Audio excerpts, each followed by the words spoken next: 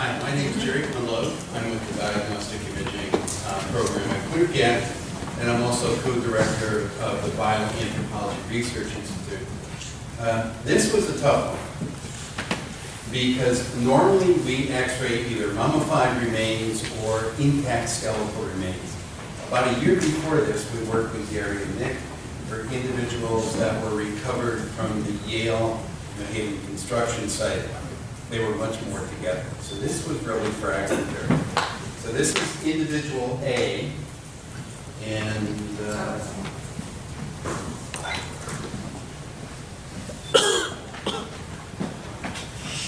I sat down with Ramon Gonzalez, who's a radiologist at Quinnipiac, and there's a lot of damage to these bones done by the tree, obviously. If there are tree roots growing to these bones, it's going to cause problems, and the soil is going to leach out some of the calcium in the bone.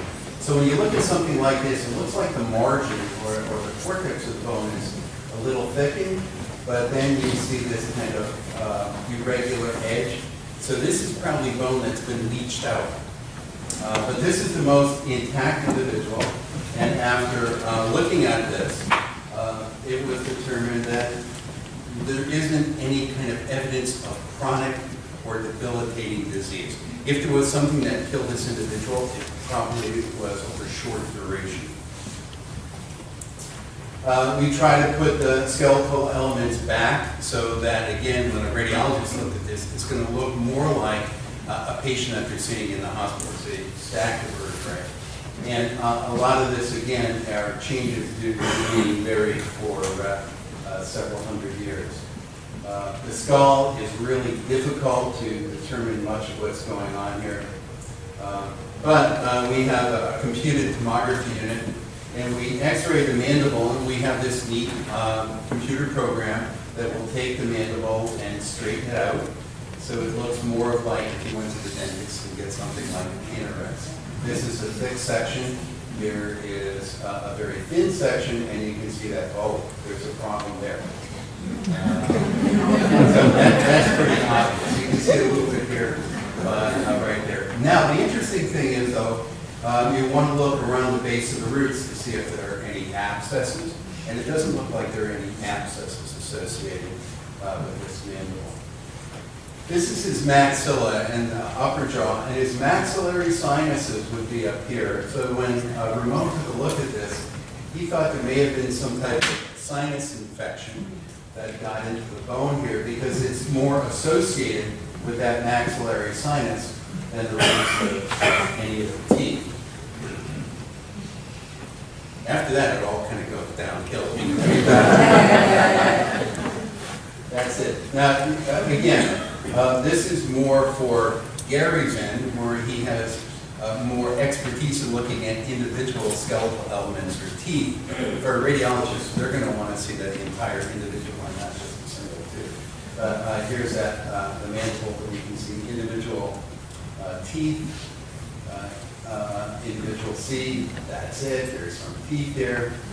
Individual E was a lot of fragmentary bones. Now, this is kind of the money shot for Gary. Again, you can see a crown starting to form here. So this is a really pretty radiograph. Not much the radiologist can say about that. But the only thing that was found kind of interesting, this is the end of the tibia down close to your ankle. And it's probably difficult to see from back there, but there's a little line here. And we did a CT scan on this. This is a thin section. This is a very small bone. But you can see, here's the end, and then there's this thin line here. There may be another thin line there.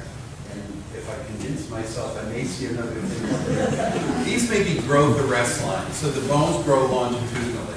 If an individual is sick for a prolonged period of time, their body isn't going to put into longitudinal growth. It's going to help resolve whatever kind of condition they have. So bone growth stops.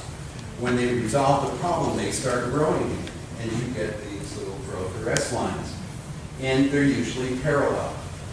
So it was determined that there are possible growth arrest lines. Now the nice thing about this, if there are the lines on the teeth to kind of match up, then there's going to be a connection. But the radiologist is only really looking at bony markers like this. So that was